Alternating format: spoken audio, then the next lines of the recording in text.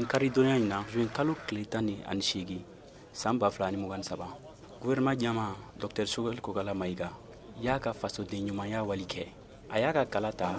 centre Sacré-Cœur la Bakɔji kɔrɔni.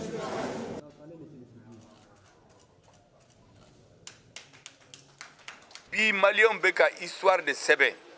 bɛɛ k'i jija n'i taara voter a fɔ dɔrɔn k'i bɛna histoire i bɛ n'i ka phrase fara histoire kan pour que sini i denw i mɔdenw i somɔgɔw bɛ ka fier la ko olu yɛrɛ kun bɛ yen le 18 juin 2023 olu fana ye n'u bolo bila la. A kelen kɔ k'a ka kala ta a ye wele bila maliden bɛɛ lajɛlen ye o ka bɔ k'o ka kala ta. Bɛɛ ka taa voter ni ŋaniya ye min bɛ ŋaniya kɔnɔ min ka ɲi ye e hakilina min ka ɲi Mali ma i k'o kɛ hali min ko k'u t'a la a y'u to u y'u ka meeting kɛ u y'u ka kumaw fɔ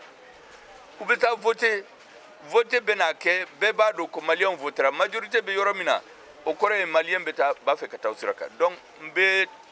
kuma bɔra ka taa Malien bɛɛ fɛ k'u bɛɛ fo bɛɛ Malien bɛɛ Malien.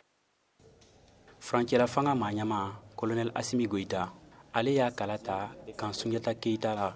Katikaw fɛ Mokhtar Bari Mariam Kuyate VOA Bambara tɔgɔ la ka bɔ Bamako.